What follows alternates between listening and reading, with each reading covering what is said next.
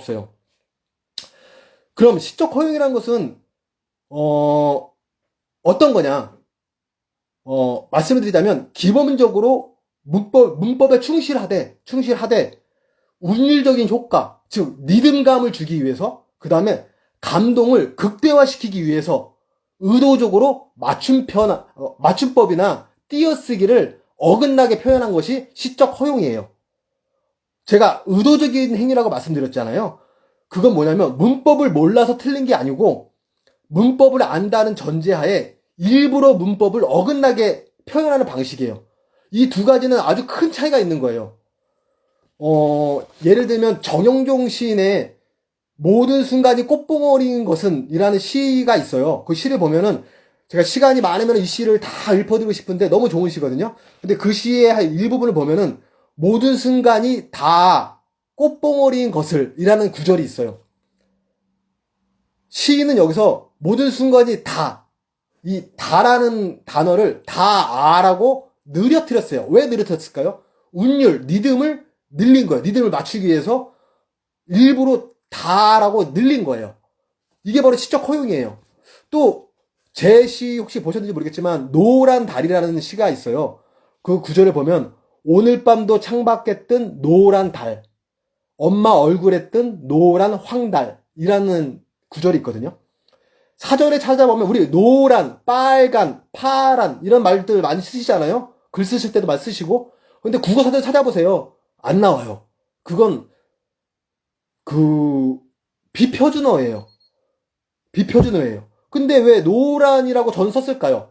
그것은 노란이라는 말을 늘려 쓴 거예요. 왜냐? 운율을 늘리기 위해서, 운율, 리듬을 맞추기 위해서 쓴 거예요.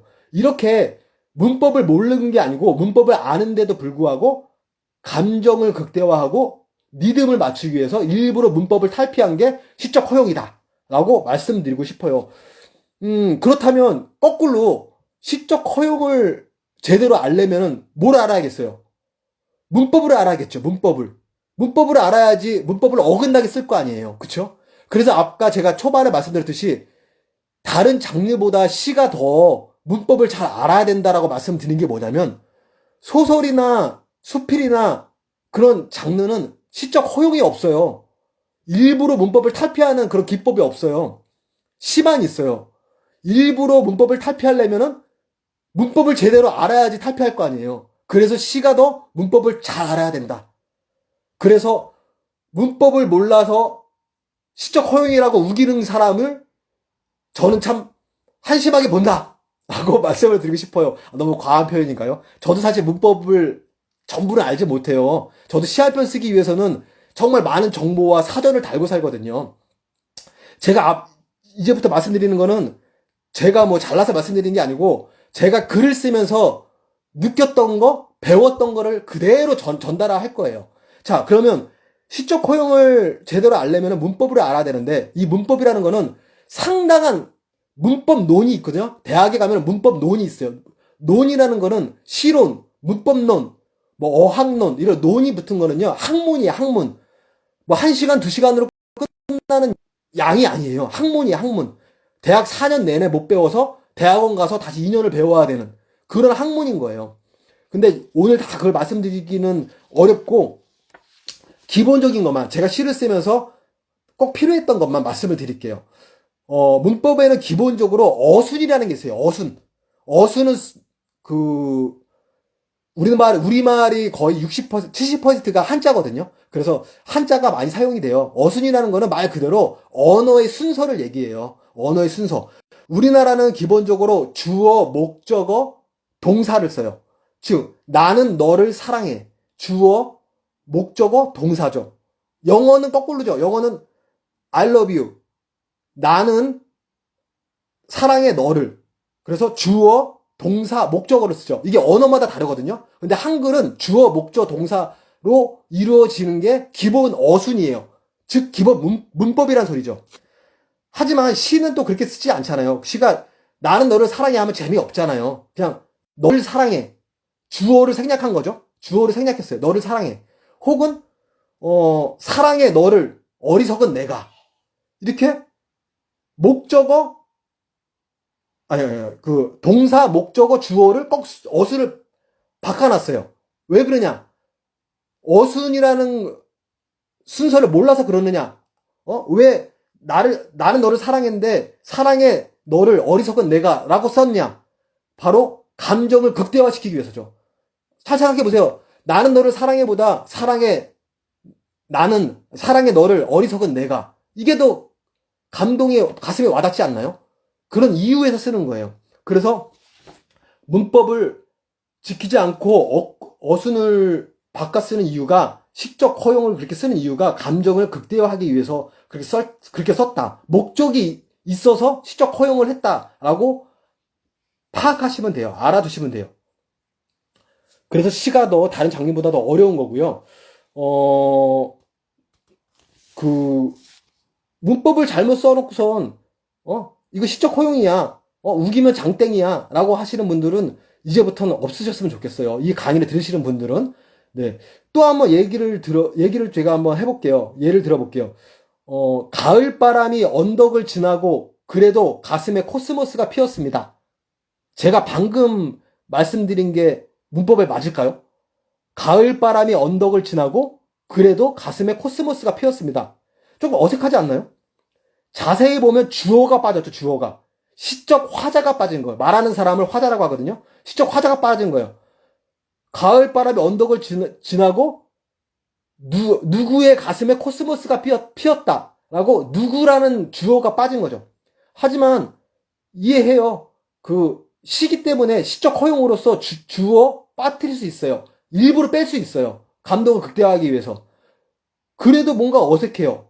그 이유가 뭔지 아세요? 결정적으로 접속사를 잘못 썼기 때문이에요. 접속사라는 거는 문장과 문장을 이어주는 말이에요.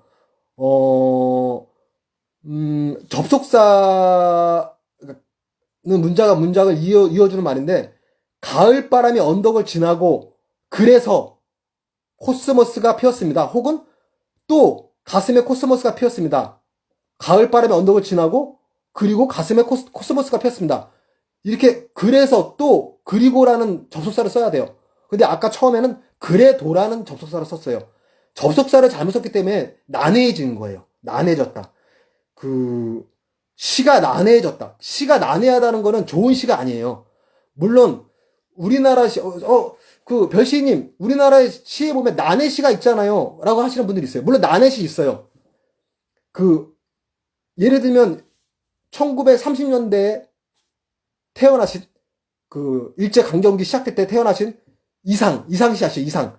이상의 날개, 소설도 쓰셨던 그 이상이 난해시의 시초였어요. 난해시. 제가 시간이 혹시 뒤에 남으면 이상에 대해서 좀 더 많은 설명을 해드릴게요. 그 난해시의 대표적인 게 이상의 오감도라는 시예요. 오감도.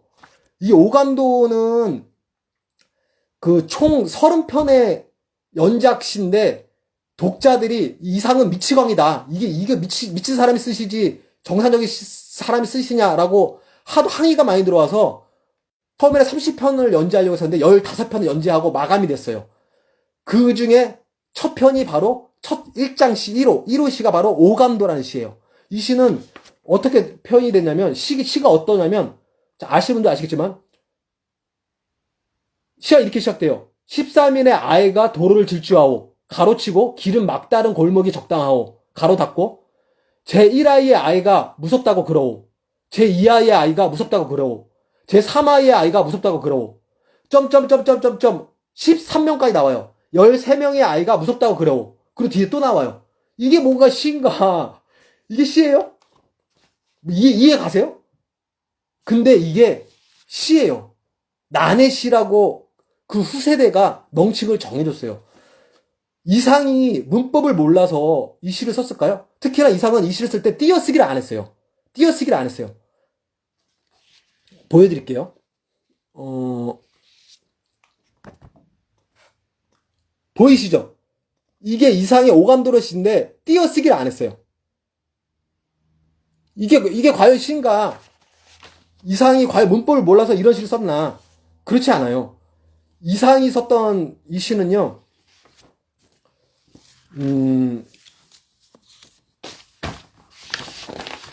뭐냐면, 잠깐 흐름이 끊겼는데, 잠깐. 이상이 썼던 이 오감도라는 시는요, 바로 초현실주의적인 시, 우리나라 최초의 모더니즘 시예요. 그동안의 시의 틀을 파괴하고, 자기만의 시의 문법을 만든 거예요. 문법을 파괴하고 자기만의 문법을 만든 거예요. 그래서 인정을 받은 거예요. 문법을 무시한 게 아니에요. 자기만의 문법을 만들었어요. 그게 자동기술법이라는 거거든요. 자동기술법이라는 거는 자기 무의식의 세계, 무의식의 심상을 필터링하지 않고 그대로 쓴 거예요. 자기도 모르게 쫙 쓴 거예요. 뭐 어떤 거를 기교를 부리지 않고 무의식의 세계를 그냥 쓴 자동기술법이라고 하는데 그대로 쓴 거예요. 자기만의 새로운 문법을 만든 거예요. 그래서 이상이 인정을 받았고, 그 시대에는 인정을 못 받았지만 죽고 난 뒤에 인정을 받았고, 우리나라 최초의 모더니즘, 초현실주의라고 평가를 받는 천재 시인이라는 칭호를 받는 그 시인이 된 거예요. 이 사람은 시적 허용이죠. 문법을 무시한 게 아니고 자기만의 문법을 만든 거예요. 이게 나네시예요. 이게 나네시거든요. 그 문법을 모르고 이해하지 못하는 시를 쓴 나네시랑은 차원이 다른 시라는 거 말씀드리고요. 아까 접속사 얘기했는데 그럼 접속사는 어떤 게 있냐? 간단하게 말씀드리면 순접 관계가 있어요. 그리고 앞에 문장을 그대로 받아주는, 화장실에 다녀왔다. 그리고 손을 씻었다. 이렇게 앞에 문장을 그대로 받아서는 순접 관계가 있고요. 역접 관계가 있어요. 나는 국어를 잘한다. 그렇지만 수학은 못한다. 앞에 문장과 상반된, 모순된 뜻을 쓰는 게 역접 관계예요. 그 다음에 인과관계가 있어요. 인과관계는 원인과 결과, 혹은 결과와 원인을 연결을 시켜주는 거죠. 예를 들면, 나는 열심히 공부했다. 그러므로 성적이 좋을 것이다. 이렇게 열심히 공부했다. 원인, 결과. 그래서 성적이 좋을 것이다. 이게 인과관계예요. 이 이외에도 대등관계, 병렬관계가 있어요. 뭐 또는 이와 같이라는 접속사. 그 다음에 보충관계가 있어요. 앞에 말을 보충해주는 거죠. 뭐 그리고 게다가 그뿐 아니라 이런 접속사. 그 다음에 요약관계가 있어요. 요컨대, 예를 들면 뭐 결국. 그 다음에 전환관계가 있어요. 전환관계라는 거는 앞에 분위기를 바꿔주는 거예요. 예를 들면 그런데, 그러면 이런 게 전환관계죠. 전환관계. 그 다음에 아까 제가 요약관계를 예를 들면이라 했는데 잘못 얘기했죠. 요약관계는 요약한 건데 결국 말하자면 그런 게 요건데 요약관계고요. 예시관계가 바로 예를 들면, 이를테면이 예시관계죠. 이렇게 접속사도 여러 가지 종류가 있어요. 이 접속사를 잘못 쓰면은 시가 난해해져요. 그 문법이 틀린 시가 돼버리는 거죠. 그래서 이 접속사를 제대로 알고 시를 쓰자라고 말씀드리고 싶고, 실질적으로 여러분들이 창작을 하실 때 헛갈리셨던 거, 그거를 이제부터 말씀을 드릴게요. 몇 가지 말씀드릴게요. 정말 피가 되고 살이 되실 거예요. 그만 제가 말씀드렸죠. 헷갈리다, 헛갈리다, 어느 게 맞을까요? 여러분 잘 아시나요? 헷갈리다, 헛갈리다. 아시는 분들 계시겠지만, 결론부터 말씀드리자면, 둘 다 맞아요. 둘 다 맞거든요. 원래는 처음에는 헛갈리다라는 말이 표준어였어요. 근데 사람들이 자꾸 헷갈리다라고 비표준어를 쓰기 시작했는데, 그 비표준어를 쓰는 사람들이 너무 많아지다 보니까, 국어사전에서 그냥 헷갈리다도 표준어로 명시를 해버렸어요. 그래서 지금은 헷갈리다, 둘 다 맞는 표현이다. 라고 말씀드릴게요. 그리고 또 하나, 이거는 칠판에 써가면서 말씀드릴게요.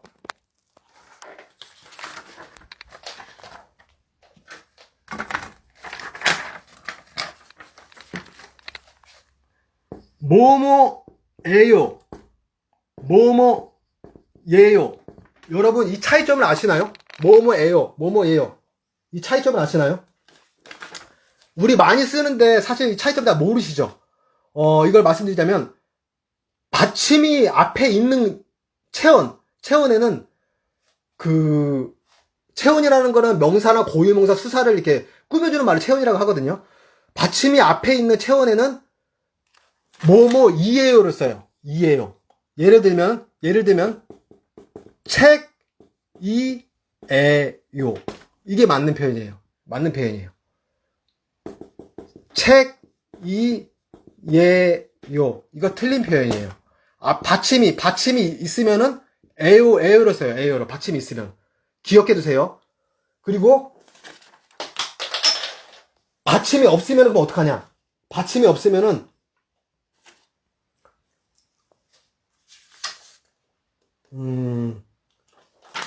예를 들어서 동물 이에요. 글씨 잘 못 쓰죠? 동물 이에요. 근데 이렇게 안 써요. 이게 받침이 있죠. 받침이 있으니까 이에요로 써요. 이에요로 쓰고 받침이 없는 어디 예요 라고 써요. 어디예요. 이게 맞아요. 어디에요 이거 아니에요. 왜 어디에요가 맞냐? 사실 이거는 어디이에요의 준말이에요. 준말이다. 그래서 받침이 없을 때는 이에요가 말이 줄여져 갖고 어디예요가 된다 라고 기억하시면 돼요. 어디예요. 다시 한번 말씀드리면 받침이 앞에 있으면은 뭐뭐예요. 받침이 없으면은 예요. 이해 가셨죠? 기억해 두시고요. 거기다가 아니에요라는 말 쓰죠. 아니에요.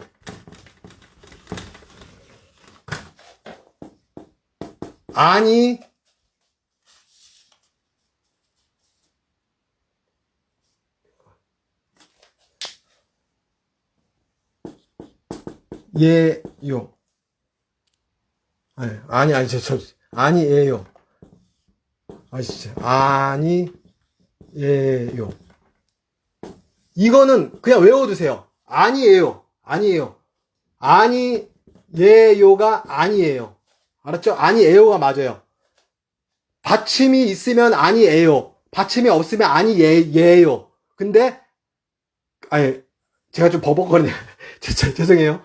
받침이 있으면은 뭐뭐예요. 받침이 없으면은 뭐뭐예요. 그 다음에 무조건 아니에요는 아니에요라고 외워두시면 돼요. 이해가셨나요? 거기다가 마지막으로 사람 이름에는 뭐뭐예요라고 쓰면 돼요. 뭐뭐예요. 그래서 좀 많이 헷갈리셔갖고 필기도구를 갖고 오라고 말씀드렸던 이유가 이거예요. 이거 적으셔야 돼요. 뭐뭐예요. 예를 들어서 호동예요. 호동이에요.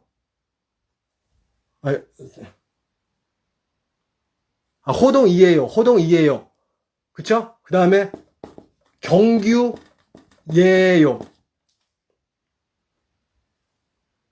재우예요. 이렇게 이름에는 예요가 붙어요. 이것도 받침이 있으면 호동 예요를 써요. 예요. 받침이 있기 때문에 이를 붙여요. 이를 붙이지만은 에요가 아니고 예요를 써요. 이렇게 외워주시면 돼요. 이해 가셨죠? 다시 한번 정리를 해드리면, 앞에 받침이 있으면은 뭐뭐예요. 받침이 없으면은 뭐뭐예요. 그 다음에 아니에요. 그쵸? 그 다음에 이름에는 예요. 이렇게 4가지 외워주시면 돼요. 글 쓰실 때 참조하시면 돼요.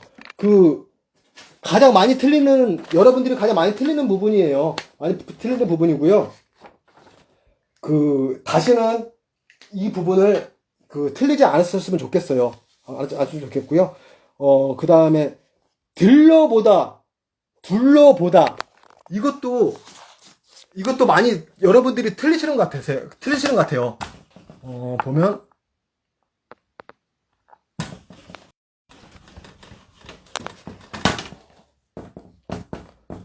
둘러보다. 둘러보다. 이 차이점. 이것도 구별을 잘 하셔야 되는데요. 말 그대로 둘러보다는 주변을 둘러보다예요. 주변을 둘러보다. 이해하시죠? 그 다음에 들러보다는 들으다 플러스 보다예요. 어느 일정한 장소에 가서 잠깐 머물다. 그런 뜻이에요. 잠깐 머물다. 근데 우리가 또 이걸 잘못 알고 계시는 분들이 있는데, 어디를 들으다 할 때 보통 들리다 라고 쓰세요. 뭐 마트에 들리다. 이거 잘못된 표현이세요. 마트에 들으다가 맞아요. 들으다. 들리다는 소리가 들리다 할 때 들리다는 거예요. 들으다가 맞아요. 그래서 들으다 플러스 보다.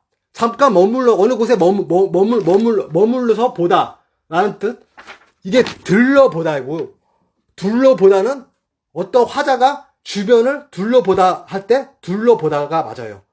이거 만약 헷갈리실 부분, 이것도 헷갈리지 않게 잘 여러분들이 기억해 주셨으면 좋겠고요. 또 하나 뭐냐면, 이거 정말 여러분들이 많이 모르실 거예요. 이와 히의 구별법 아시나요? 이와 히 구별법?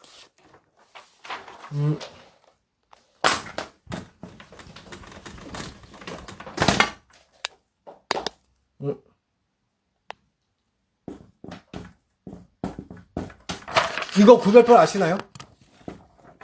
이거 많이들 헷갈려 하시거든요. 자, 먼저 쉽게 이건 아시죠? 깨끗이. 이건 요즘에 많이 아시죠? 깨끗히가 아니에요. 히가 아니에요. 이거를 제가 개념을 정리해 드릴게요. 어떤 단어에 뭐뭐 하다가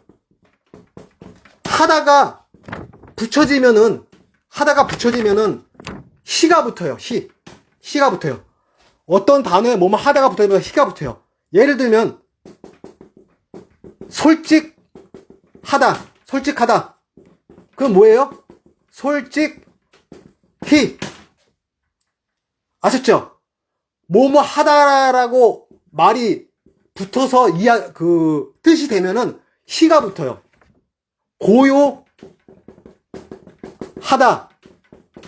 하다가 붙었잖아요? 그러면 고요히. 뭐 간편하다.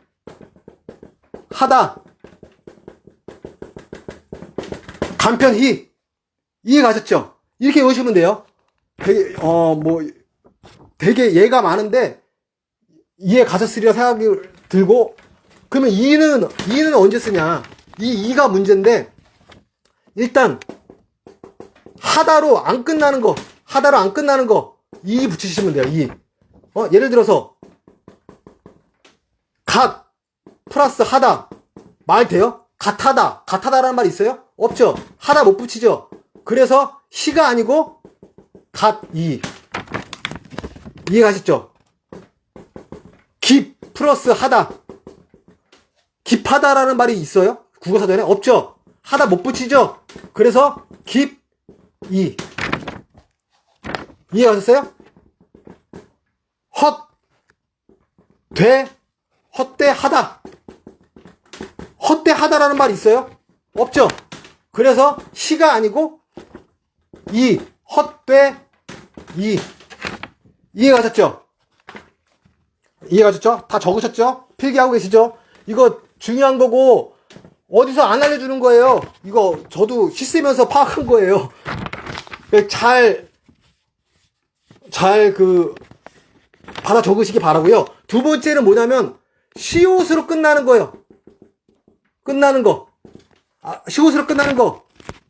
아까 얘기했지만 뭐가 있어요?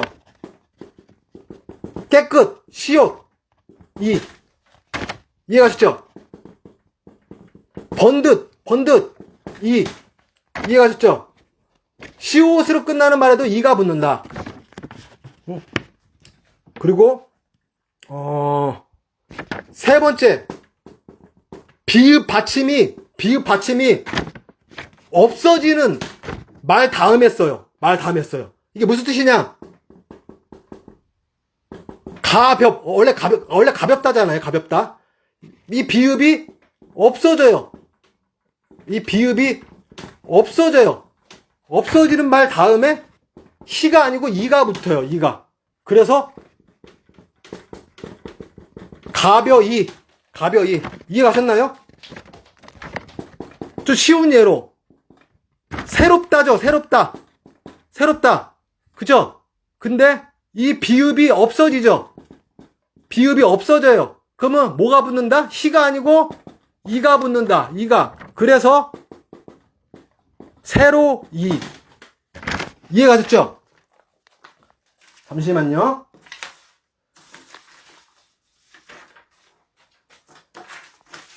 그 다음에 또 뭐가 있냐?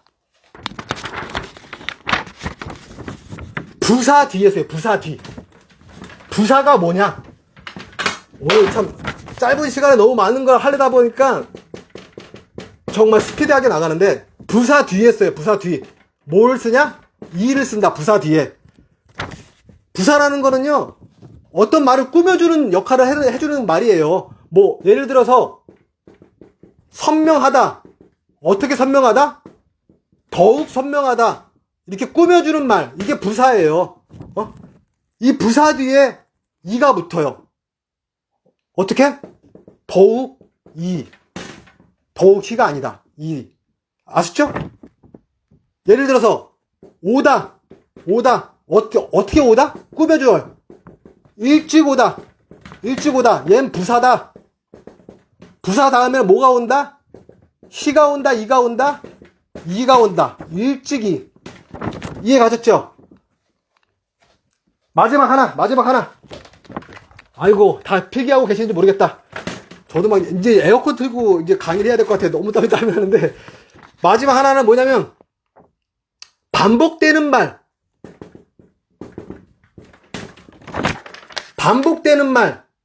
다음에 이가 붙어요. 예를 들어서 겹겹. 시가 아니고 이. 이해가셨죠? 알. 이. 이해가셨죠? 우리 달달이라고 안 하죠? 달달이라고. 얘는 서로 말이 겹치기 때문에 다다리. 이가 붙어요. 반복되는 말 뒤에 이가 붙는다. 이렇게 알아두시면 돼요. 뭐뭐 하다라고 말이 되는 것은 다 시가 붙고 이가 붙는 예시들을 이제까지 설명해 드렸어요. 시간이 지금 10분 남아갖고 제가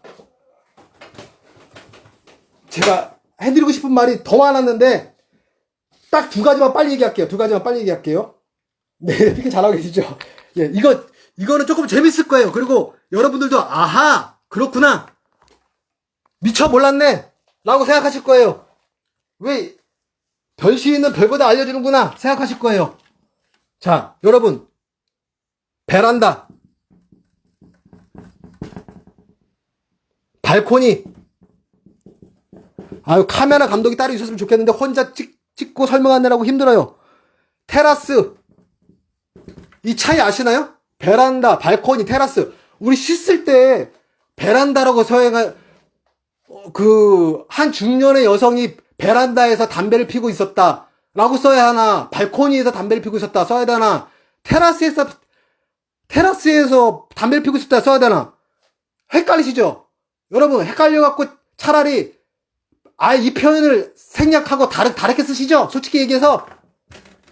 그렇게 되면은 시의 내용이 좁아진다.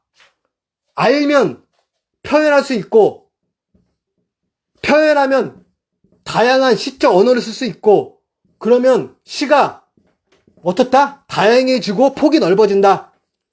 그래서 우리는 오늘 이 강의를 듣는 거예요. 자, 건물이에요. 1층이죠? 1층. 지면보다는 조금 높게, 하지만 1층 바닥보다는 낮게 설치된 거, 예, 뭐냐? 테라스. 글씨 참 못 쓰죠? 테라스. 이 테라스라는 거는 라틴어예요. 라틴어로 지구, 땅을 의미해요. 땅. 참, 별시 이제 라틴어까지 이제 설명해드리고, 그쵸? 저 별거 다 하고 있습니다. 지구, 땅을 의미해요. 테라스라는 말이. 테라라는 말이. 그래서 테라스는 1층을 얘기한다. 1층에 있는 공간을 얘기한다. 그럼 베란다는 뭐냐? 베란다. 이게 철이고, 철이죠. 자, 베란다는 어딘가? 여긴가? 여기에 여기 베란다. 베란다는 잘 보시면 아래층보다 위층이 폭이 좁아요. 그렇죠? 그래서 공간이 생겨요. 공간. 이 공간은 1층의 지붕이에요. 1층의 지붕. 이 공간은 아래층의 지붕. 그렇죠? 이렇게 아래층의 지붕에 공간을 만든 것을 베란다고 해요. 베란다. 이해가셨죠? 적어두세요. 그리고 그럼 당연히 얘가 발코니겠죠. 발코니. 얘는 원래는 건물의 면적이 아니에요. 건물의 공간이 아니에요. 근데 공간을 넓히기 위해서 건물 외곽에 의도적으로 만든 공간을 발코니라고 해요.